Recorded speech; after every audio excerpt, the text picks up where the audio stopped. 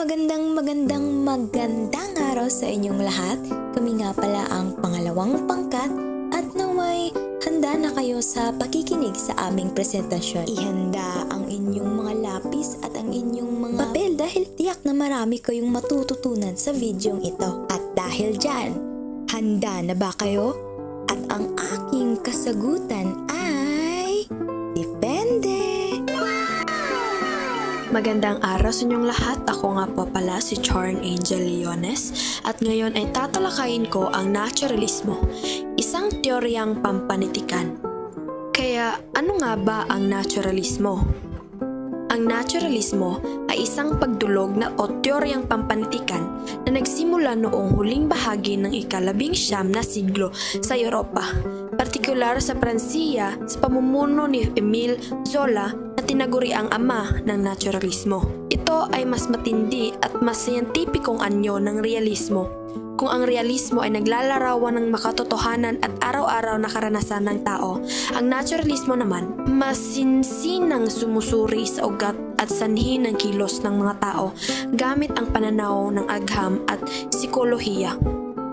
Kaya ang naturalismo ay isang makapangyarihang pagdulog sa panitikan na nagpapakita ng totoong muka ng buhay, hindi lang ang maganda at masaya, kundi lalo na ang madilim, mapait at mahirap.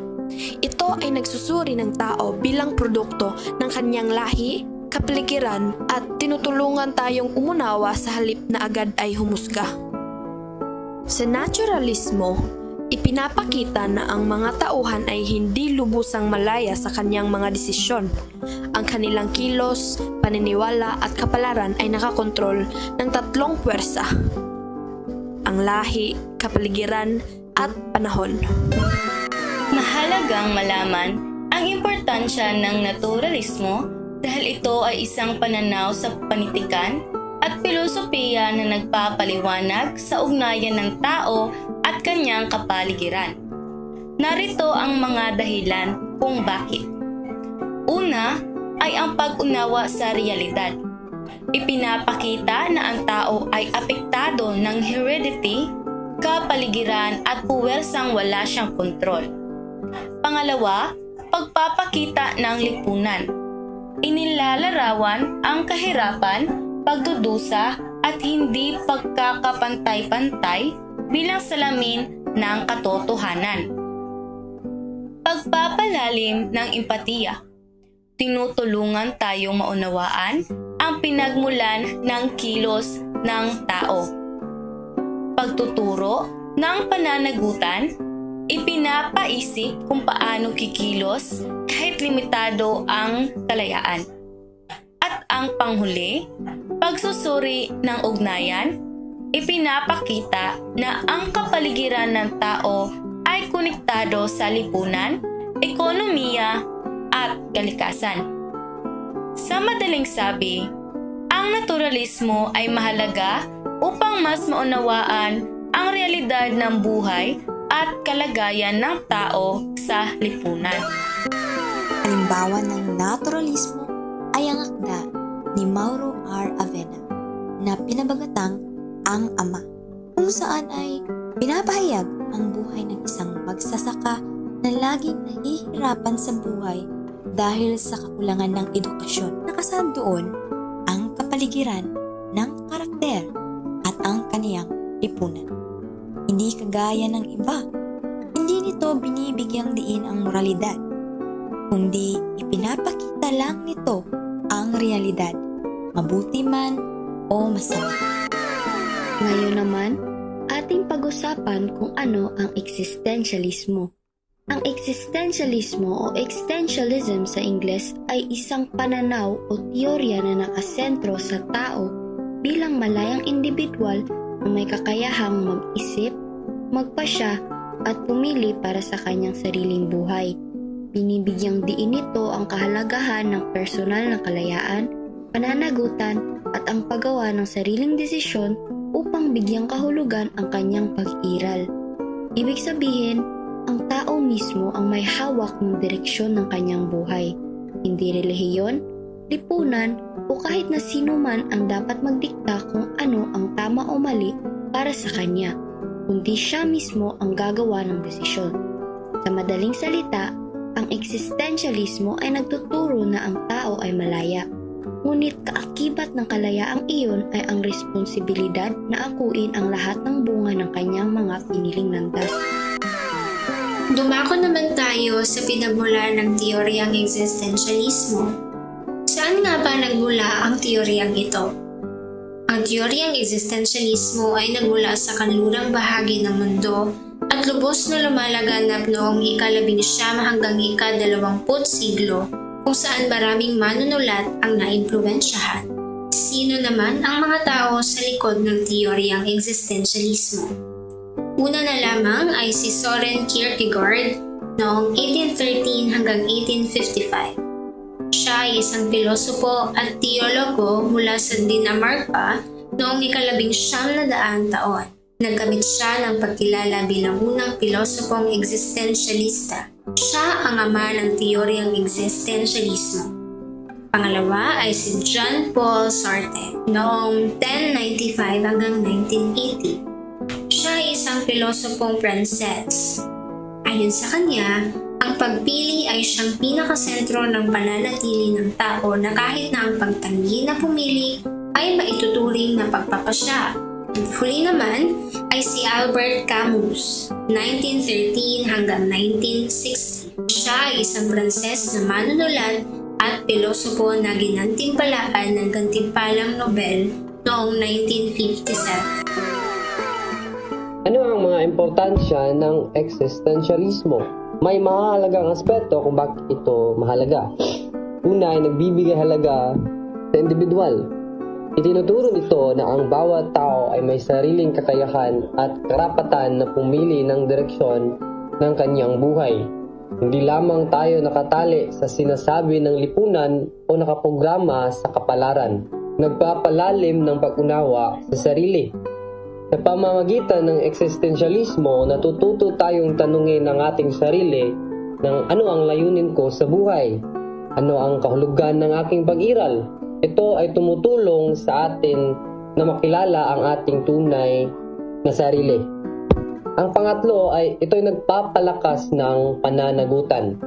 Kapag pumili tayo, hindi natin pwedeng sisihin ang iba sa resulta. Ang existentialismo ay nagtuturo na bawat kilos at desisyon ay may kaakibat na pananagutan.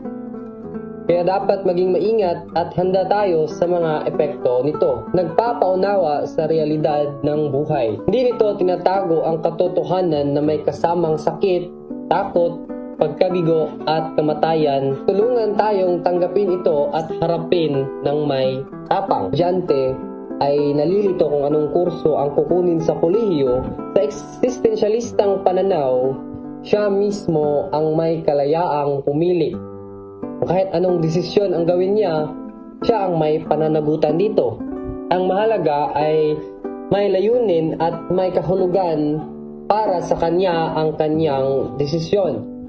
Sa kabuuan, ang importansya ng existentialismo ay nasa pagbibigay nito ng kalayaang pumili, paninindigan sa mga desisyon, pagpapahalaga sa sariling pag-iral at tapang upang bigyang saysay ang buhay kahit may mga hamon at kawalan ng yakan.